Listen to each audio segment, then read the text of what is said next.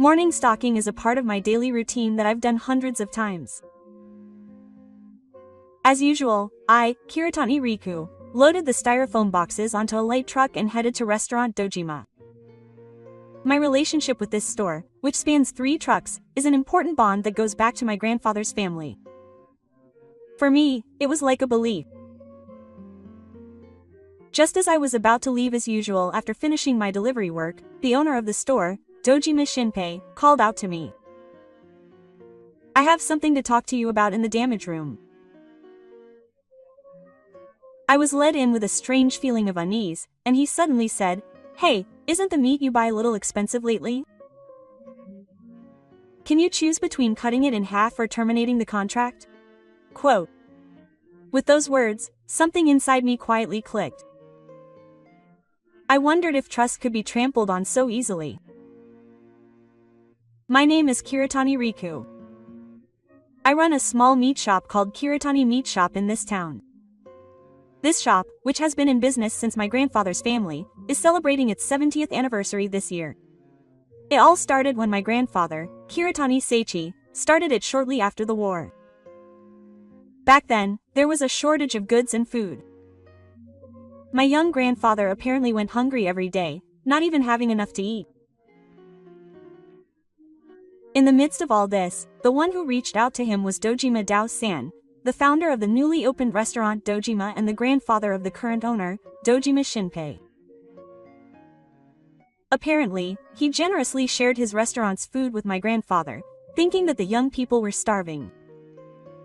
Even when he told him he had no money, Dao-san never asked for payment. Even a single bowl of soup has the power to save a person's body and soul. My grandfather said this and never forgot the taste of that dish. My grandfather never forgot his kindness for the rest of his life. Eventually, when he opened his own meat shop and gradually started to get things going, he was apparently the first to ask Dao-san for help. Now it's my turn to repay you. Since then, Kiria Meat Shop has been supplying meat to Dojima restaurant at unbeatable prices. Well, to be honest, there were times when it was difficult. Even so, my grandfather never complained a word. Business is not about honor. Deliberation comes first. My grandfather's back always said that. My father, Kiritani Shinji, also inherited that policy. Ever since I was little, my father's catchphrase was always the same. You know, it doesn't show up in the books, but it's something that absolutely has to be paid back. My father maintained an exclusive contract with restaurant Dojima, and refused all offers of purchase from other restaurants. His attitude was so logical that it could even be called naive. No matter how much I told him that this restaurant was asking for help, my father would not turn his head. And it's been 5 years since I took over the restaurant. I've finally gained confidence in my ability to judge meat, and the number of regular customers has increased. The business has gradually stabilized, and I feel that I can continue this restaurant that my grandfather and father had protected in my own way. I've come to be able to proudly say that continuing the Kiritani Meat Shop is my way of life. However, the tide turned when the management of restaurant Dojima was passed on to the third-generation owner, Shinpei. The wind has been noticeably strange since then. There's too much oil. It should have been a little redder and the delivery was 5 minutes late. Isn't this cut smaller than yesterday? I got complaints like that every week. No, it wasn't really a complaint, it was more like, whatever. I was absolutely confident in the quality of the meat. But that didn't work on Shinpei. Still, I endured it. The favor my grandfather had received, the trust my father had maintained. I told myself that I couldn't just throw that away with just one machine. But this morning Shinpei told me, "Would you like to choose between doing this or terminating the contract?"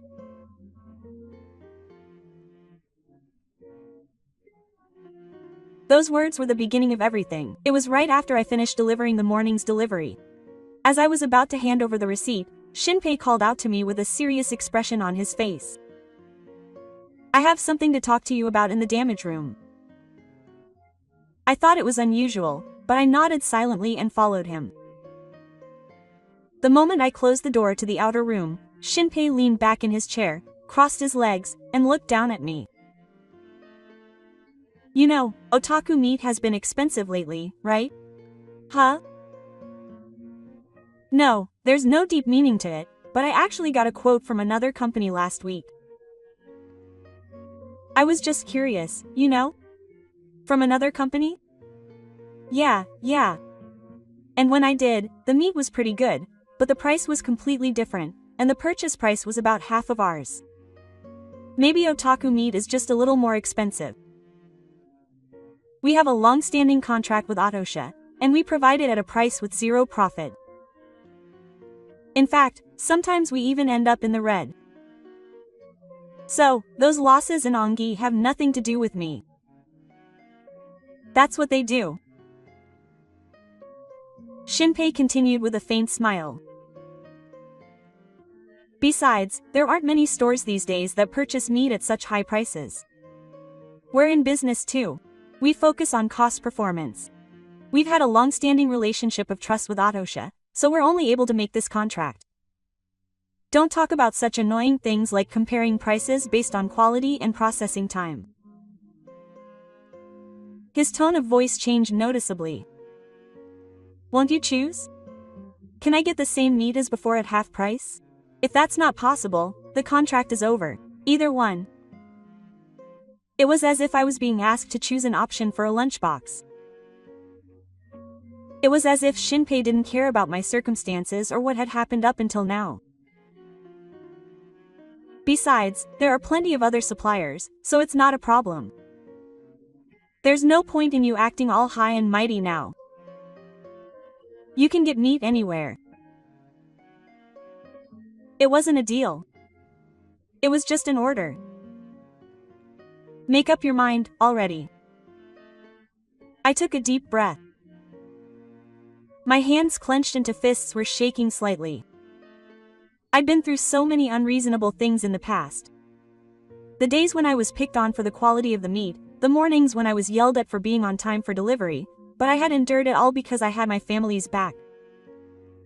The debt of gratitude my grandfather had given me, the trust my father had upheld, the principles I had upheld.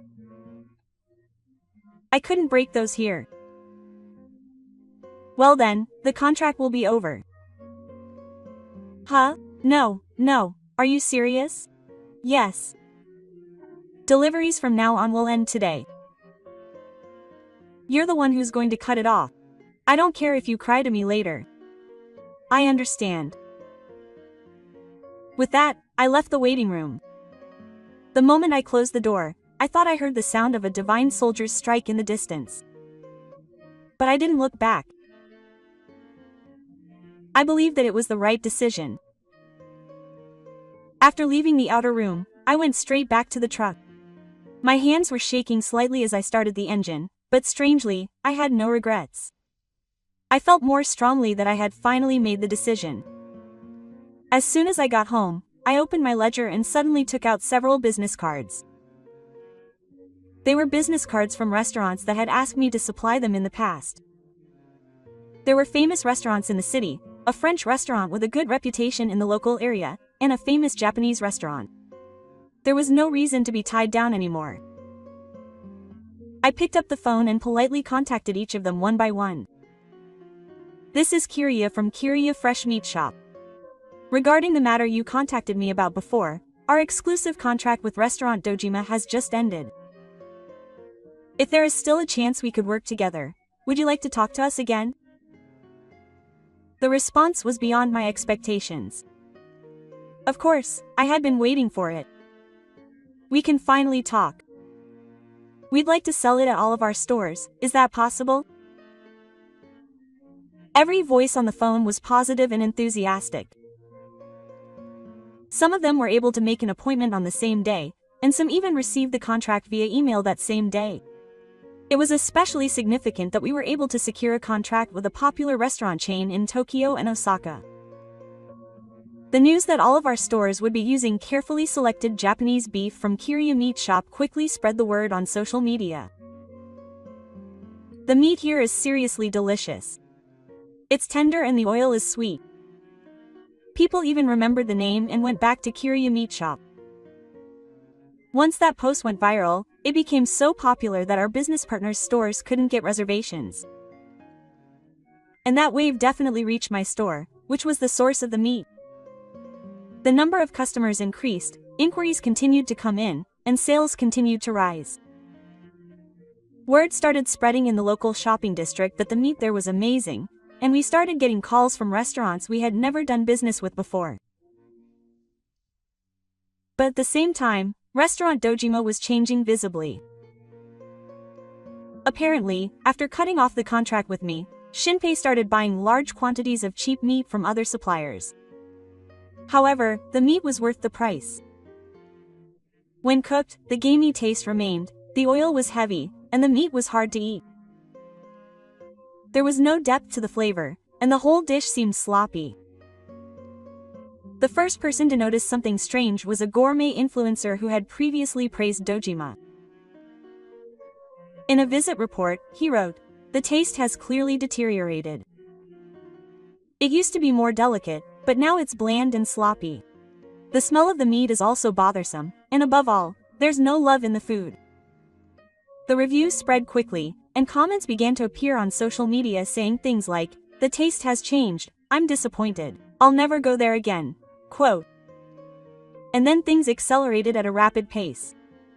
Cancellations piled up on the reservation site, and word of mouth rushed in. Even during weekday lunch hours, there were a noticeable number of empty seats, and customers began to say that it used to be so crowded. I just watched it all quietly, without doing or saying anything. The outcome I had chosen with my own hands that day was slowly taking shape. But the flames continued to spread. The once bustling restaurant Dojima now has almost no reservations. There were many empty seats day and night, and even when peeking from the street, there were no customers. Shinpei was getting anxious.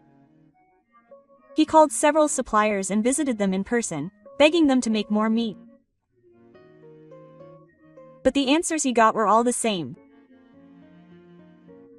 "I'm sorry, but we can't sign a contract with you." "What? Cut Mr. Kirya's meat. We can't serve that quality here." Quote. "Yes. We can't serve that quality at that price." Quote. "That's the price the previous restaurant charged. They must have been trying hard. We can't do it here." Quote. The reactions were filled with astonishment. Everyone followed suit after Shinpei's hasty decision. Even so, Shinpei was somewhat overconfident, thinking that another supplier could find a way to fix the problem. But the reality was not so sweet. The controversy had spread throughout the industry. It was decided that not only his reputation online but also the core of his cuisine had fallen, and not a single decent meat supplier would lend him a hand. Shinpei tried to keep his business going, but now things started to fall apart in other ways. The employees quit one after another. "I'm ashamed to serve this food to customers. I can't take pride in my work." With those words, the entire staff and the veteran chef in the kitchen left noisily. The kitchen was a mess with part-time workers, the food delivery couldn't keep up, and cooking mistakes were frequent. Not only the taste of the food, but also the service was starting to fall apart. Customers were drifting away, the staff were gone, and the restaurant was completely out of business. Shinpei crouched down on his knees, holding his head in his hands. He had run out of options.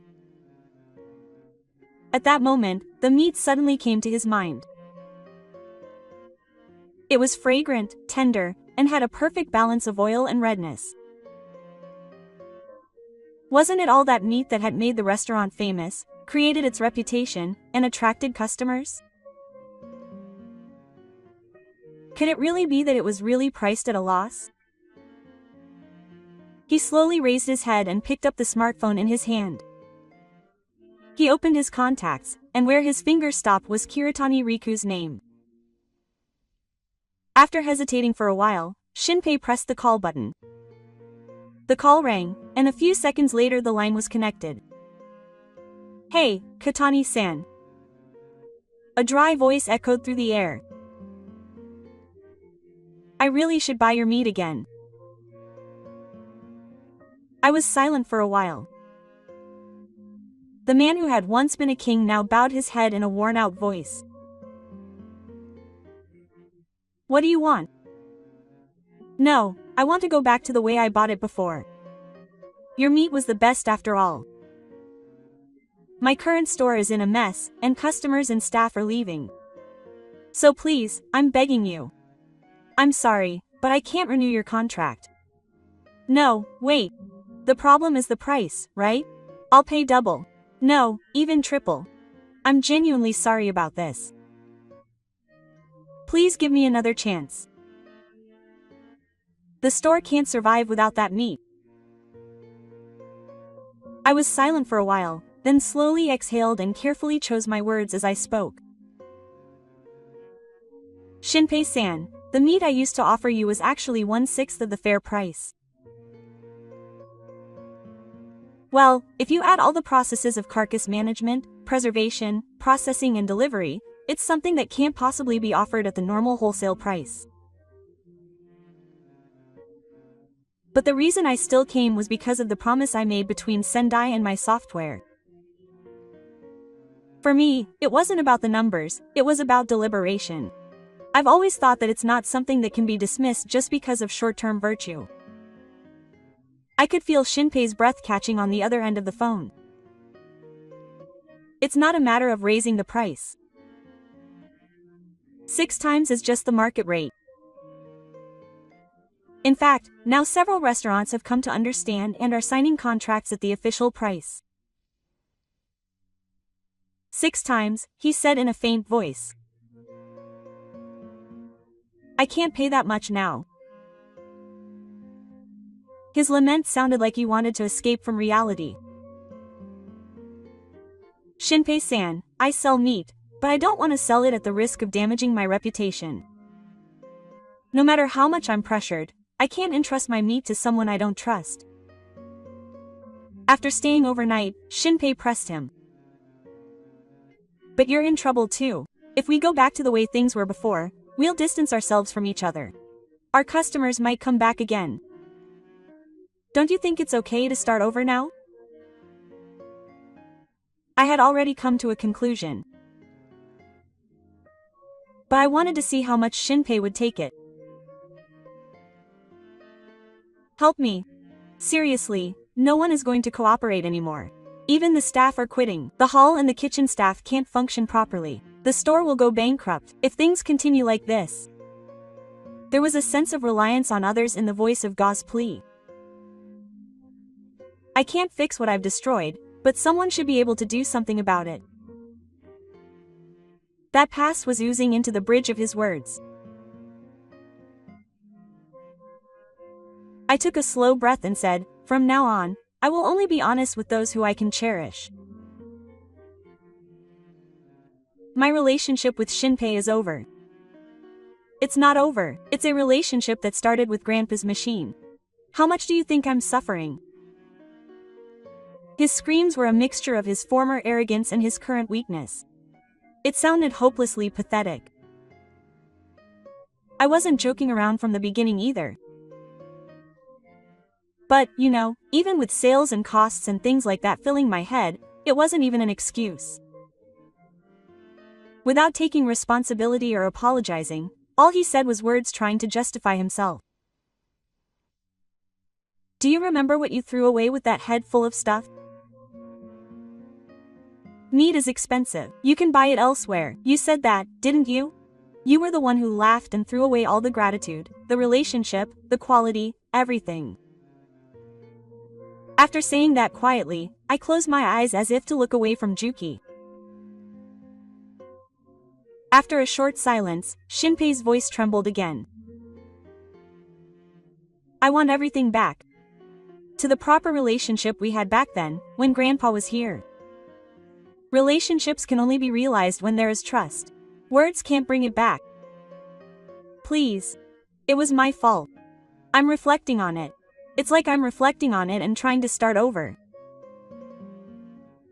That voice had lost its form. It wasn't an apology anymore. It was just a cry. I want everything back. I want to go back to the old days. I didn't say anything in response to that voice, which sounded like a child's cry. No matter how much Khan begged or how much he broke down in tears, the past can't be brought back. The punishment for trampling on someone's trust won't be erased by clinging to them.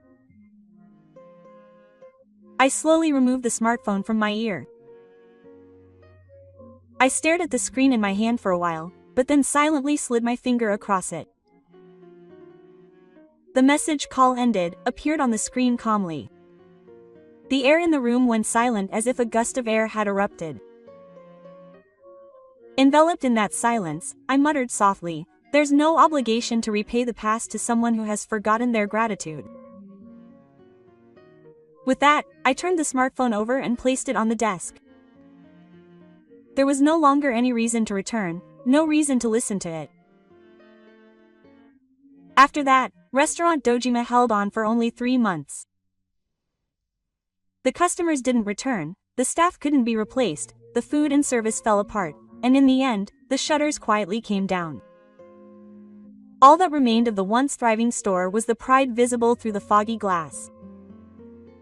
Shinpei posted a comment on SNS announcing the closure, but there was no response from the same people. Naturally, I lined up instead. It was too late. All I got were cold words like, "You were so full of yourself from the start." It seems he was acting with a plan in mind, but the rumor had already spread throughout the industry. He held a grudge against the other party and exposed them online. He got into a dispute over payment issues. He insulted the staff and made them quit. The source is unclear, but a number of bad reports piled up, and he was turned away wherever he went. No business would give a second chance to someone who had once lost their credibility. No matter how much history he had, the moment he mentioned Dojima Shinpei, the conversation was over. Eventually, he disappeared from the local area, and people stopped talking about where he was and what he was doing. Even if he spent his days alone reflecting on the past, that was none of my business. Then one day, sometime later, after finishing the store's rotation preparations, I checked the stock in the refrigerator and looked over the delivery slip. A young staff member cheerfully called out to me. "Riku, there was a new delivery from the yakiniku restaurant today, right?" "Yeah. Can you help me? It's your first time, so let's deliver it together, just in case." Quote. Behind me, the sound of knives and laughter mixed together. A new wind is finally starting to blow at the store that my grandfather and father once ran. As I step outside the store and bask in the morning light, I glance up at the sky. "Grandpa, I protected it properly in my own way." No answers will come back to the sky that lives high up, but that's okay. I still have a lot to protect. Today, the small case is lined with polished meat just like when he was alive. Proof of the trust we've built up is there. The rows of boxes sway, and the smiles of regular customers shine through. "Oh, there's a nice treat today. The usual set, please." Only the essentials are left here. Thank you for watching until the end. If you enjoyed it, please subscribe to the channel. See you in the next video.